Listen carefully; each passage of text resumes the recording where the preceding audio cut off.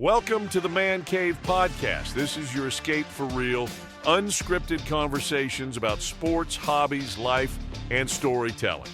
No scripts, no forced takes, just Man Cave talk. Now, here's your host, Dan Kasper.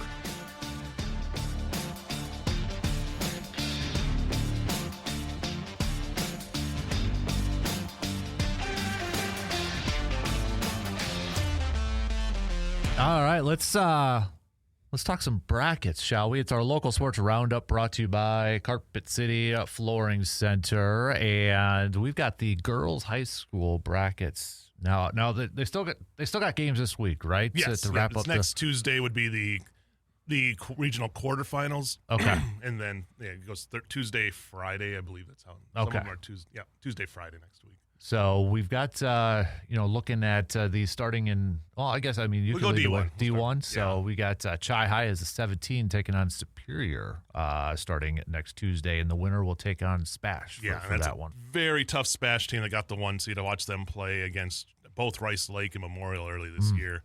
Got 2 outstanding D1 commits on that team. So Chi High, though, I give them a lot of credit. This team has made a step this year, and I hope they can get that win over Superior and get to that second round there. Yeah, and then a little bit lower, we got Memorial as getting the 4 seed, and looks like they take on Wisconsin Rapids. Yeah, and that's a 4 seed, and Memorial, I would say they lost Nora Kling to injury, who's their outstanding point guard on that team, and it's taken a little bit of time for them to kind of figure out maybe the rotations a little bit more, but that is a deep team, a talented team, and there's a lot of youngsters on that team. So you see them step up. They got, they would host De Pere too, and De Pere's a tough team if they can get the win. So I wouldn't rule them out. I think they, the end of the season they kind of had some struggles, but I think that's a team that could figure it out.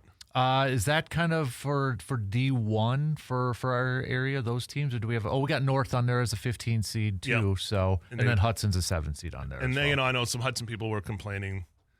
Hudson did beat Memorial twice in the year, and then Memorial's. But that I don't know if that you can. I don't know how that works if they drop to a 7. Yeah, that to me is kind of crazy. But that's how it's computerized. So that's right. I'm not getting into the hardware and all that stuff. So. How about Division II? And, well, no surprise, Rice Lake's a top seed for this one. Shepley, the way they've been playing, and just an outstanding season so far for them, still battling for that conference title in the Big Rivers with Hudson there.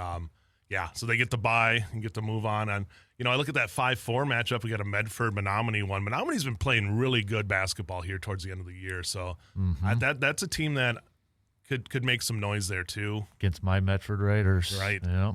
On Alaska River Falls there as well, a 6-3 matchup in that second round. So, that you look at that one. Rice Lake, potential that matchup against La Crosse Central could be a monster of a matchup there. So that's down towards the sectional semifinals. And then I'm looking down at the other that they'll have somebody from the other side, the east side, with like Shawano right there as a number 1 or Marinette as number 2. So not going to be an easy road for them to get back to state, but I think they have a good chance as anybody with the way Shepley and Schmidt have been playing. And then moving on to Division III, and right away I already see a few of our local teams on that top half of that bracket. Yeah, so. I saw St. Croix Central play against Altoona, a couple weeks ago, and they're a good team, And Elk Mound, another tough team that at a 5 seed that can make some noise. I could see them making a pretty good run there. And got Arcadia there if they can get past BRF. And a lot of our teams got Baldwin Woodville thrown there as a 3 seed. They get the bye. Amory, GET, Ellsworth, Prescott, a number 2 seed. So middle border having a pretty good showing there so far in those teams. And then, you go down to Altoona. Altoona, again, this is another team that's played all these middle border teams and taken them to the edge with them. So last year they made an amazing run, and wouldn't surprise me if they take on Northland Pines. And they got the quarterfinal game, and then Mosinee would be waiting for them. Stanley Boyd, Northwestern, and then Hayward a number 2 as well. So a lot of good teams on in that D3 bracket that'll be looking to run. And Bloomer was a 4, I think I saw 2. Was it down there? Bloomer. Yep. So they got the 4, and they either Menominee Nation or Barron. So Bloomer 2, another team with the Hartman sisters, and then Zweifel-Hofer there. That's a team that'll be fun. This is a bracket that you could see some upsets happening. Go on to D4. D4. And Number right away, one, another Colfax. Another local team at that top just spot. suffered their first loss in a couple months against a tough Mosinee team. They played down a couple divisions there to take on Mosinee, but that's what they've been doing. Played some really tough opponents and not a bad time to play right before the playoffs and just kind of see where you are and get a little back, some coaching moments there that you can throw in there. So right. Yeah, you look at that, and then Boyceville's the 4 seed. They also get a bye. You got Ladysmith taking on Ashland. Shell Lake a 3, Cameron a 2. Cameron and McDonell just battled in a game over on Saturday with Cameron getting the win. So, yeah, I mean, then you got Regis, number 1 right there, and well-earned number 1 for them. And they'll either take on Mondovi or Whitehall. And then I like this matchup here at the 4 with Fall Creek gets the bye. Duran's been playing good basketball as well. They'll take on Osseo, and if we get a 5-4 matchup, that's going to be one that'll be really. And then if you're Regis, looming is Fall Creek, a team that you've played, and that's always dangerous. And then we look at that whole thing there, and it's McDonell as a 3 getting a bye, and they get Cadott or Abbotsford, and then you got Neilsville. I mean, these are like girls basketball programs over the last how many years? Oh my goodness! Every Regis, one of these McDonell, teams. I mean, on this, I've covered every one of these teams at state. Yeah, Regis, Fall Creek, McDonell, or Neilsville. And then Colfax, at the top of the list there too. And Cameron's had, Chloe Wanick's their coach now. She was when they had some outstanding teams 10 years ago. She was their, point guard. So, yeah, the left side of that D4 bracket, my goodness, this is going to be fun. I mean, you got potential Colfax or Cameron for a sectional semi. Regis, Neilsville, Regis, McDonell, Fall Creek, McDonell. I mean, you throw any one of these matches. And again, don't count out somebody like a Durand, Arkansas. Cadott's been playing in that Clover Belt all year long. So there are teams in there. Mondovi, Whitehall. So there's so many of these teams you look at that can make a run. So this, again, if you're looking for a bracket that's crazy and it has potential for just being a fun one, that D4 on the left side there. That's sectional number 1 if you really want to get technical right there. Trying to see if we got anybody hiding. So now we get to D4. There's so many teams. Right. But I'm not seeing too many other teams hiding anywhere else in that one. So Mel Min's over on in the sectional 3. Bangor, Luther. So that's where some of the bit over there. More of the Cooley region teams are. All right. We got time for D5? Oh, yeah, dude. All right. D5. Now a ton of teams. And I'm looking over on the sectional number 2, and that is Independence-Gilmanton. Top spot. Getting the top spot there. And if we go down. Well, Leva Strum got a top seed, it looks like, too. Yes, they did. Did I miss them? Go down a little bit. There they are. Yep. Taking on Cornell. I think Independence, though, gets the bye in the first round. So Leva Strum, they'll take on Cornell, and that Leva Strum team has been a machine. I mean, that is an undefeated team, and, they just keep getting better with every game. They play just stifling defense. They can hit threes all day long. So, potentially for them, you got Emmanuel who's in their conference. They've beat them both times. Owen Withee is a team I would look at that if you got to a point where they ended up playing them, could be a tough matchup because Owen Withee plays really, really tough defense. They're not going to score a lot, but they play tough defense. And then, you go down there. And then there's New Auburn.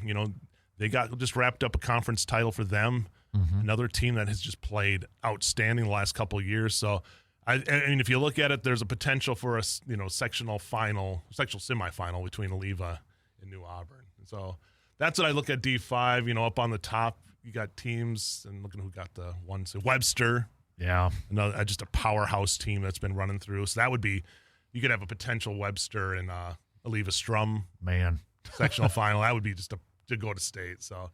Got Alma Pepin on the other side there as well. CFC's on the 6th seed. Blair Taylor getting a 2 seed. That's another, good year for the Dairyland. There's you got a 1-2, 2 1s and a 2 seed with Blair Taylor as well. So they've been playing some good basketball there in the Dairyland. I'll make sure there's no one hiding on the other side, which there is. We got to see our favorite name, Butternut. So get that. Schwamagon.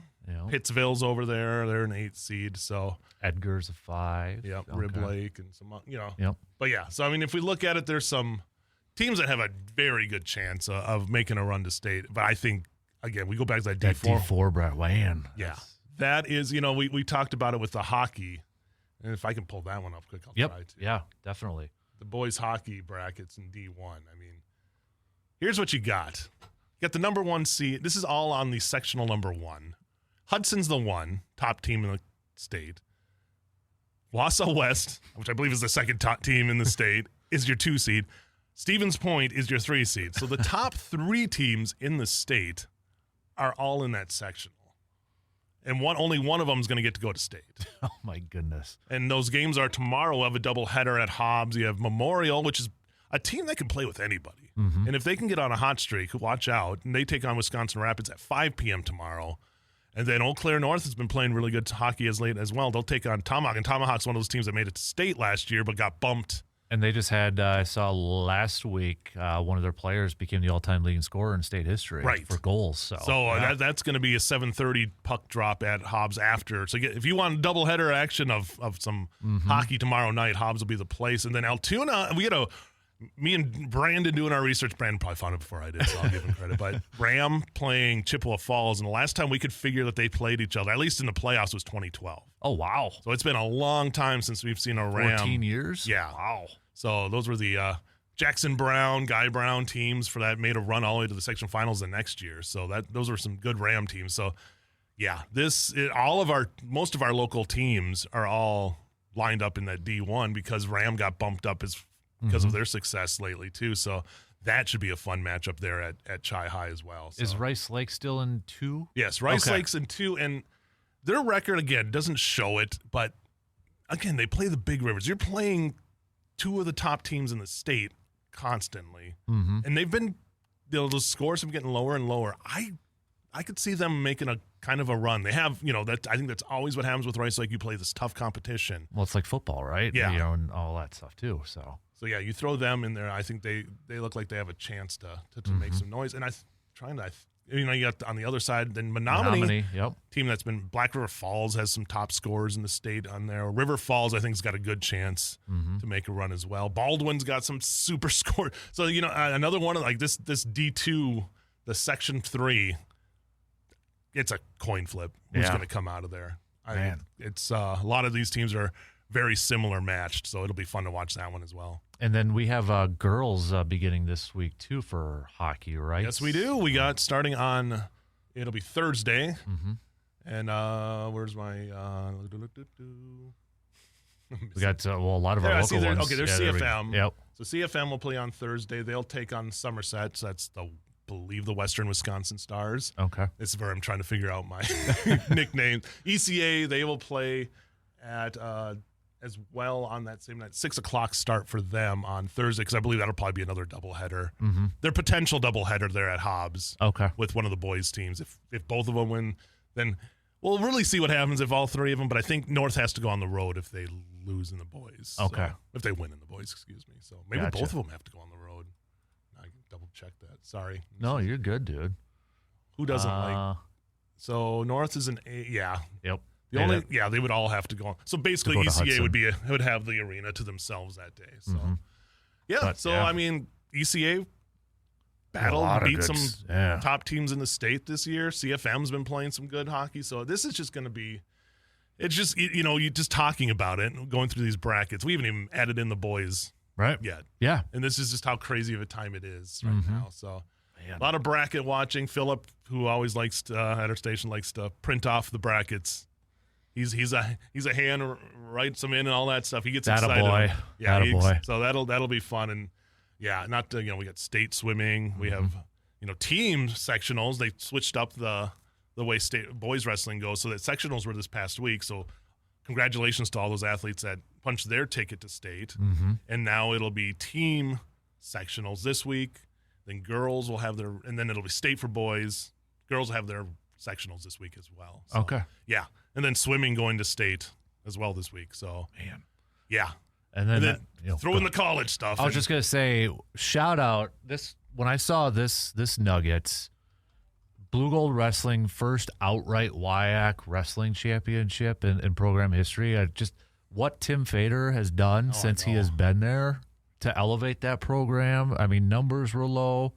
And now it seems like every year there's been a milestone accomplished when Coach Fader's been there for Blue Golds. This year you kind of looked like, okay, you had such a great run for the last couple of years and some really good individuals. And you're like, okay, they're probably going to have to take a step back here this year. And what do?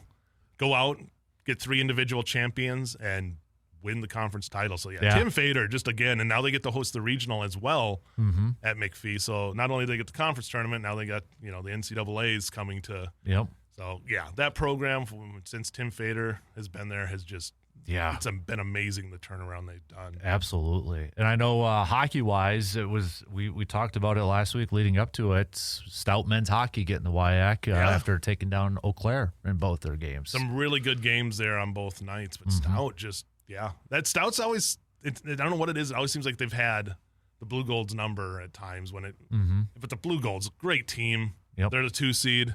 Stout's the 1 seed. I hope we get another matchup for the conference title in the conference tournament there. Exactly. For a chance to go to the NCAA tournament. Right. Woo. Yeah. That'd be fun. And then, obviously, down to the final 2 games in the conference men's basketball season.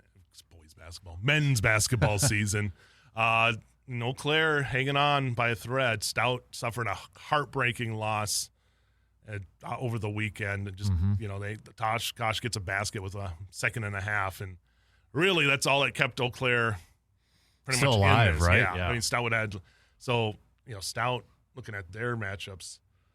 So they got River Falls and Platteville. River Falls and Platteville.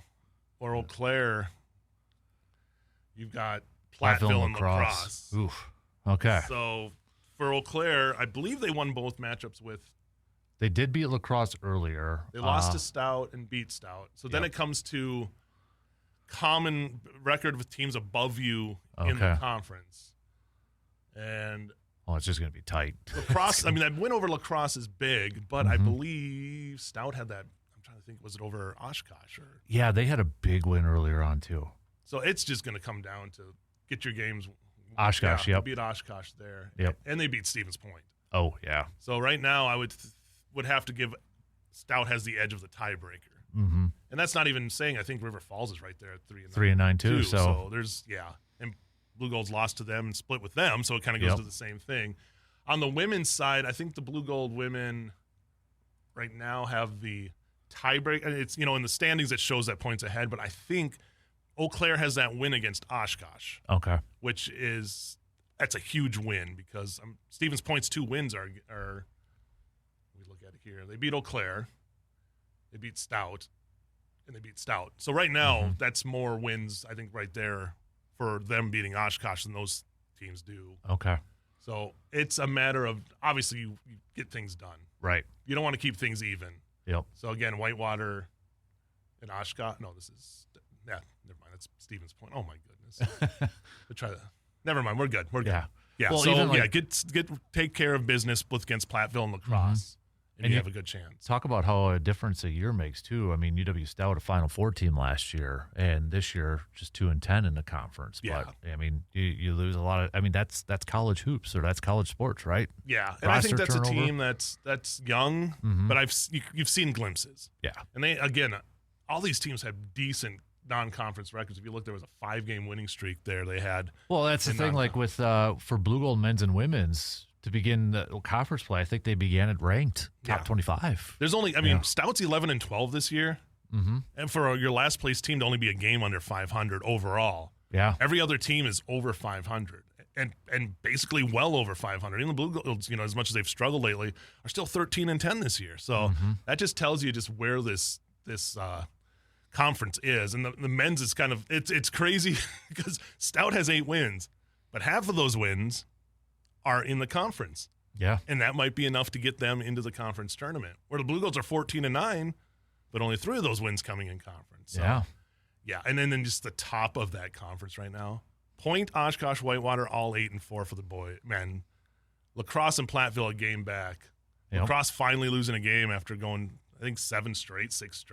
Since losing Eau Claire that first, So, you can get into that tournament.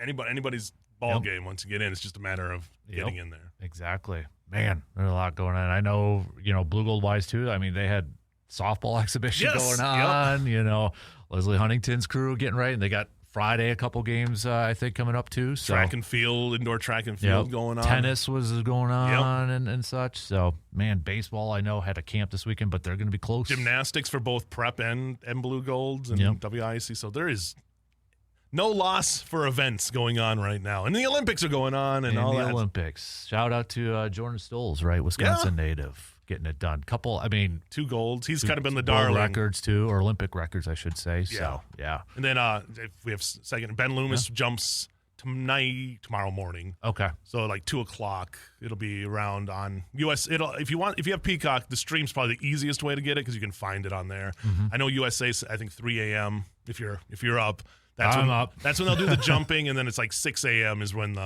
they do the Nordic race. Okay. So potentially his final event as an Olympian, as when I talked to him, he probably said this is probably his last one. Okay. He's going to evaluate, but once you get towards 30 in those sports like that, it's funny how quickly age catches up to a guy who I've been covering since he was 11. So, yeah. How does that make you feel? Oh, it really makes me feel old.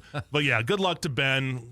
Been just an honor to cover him. 3-time Olympian. Yeah. And hopefully, comes home with, he's happy. He said if it's up to his standard, what his jump is, he'll be happy. So we'll all be watching. That's awesome. Great local sports roundup by Justice Cleveland, sports director, WEAU 13 News.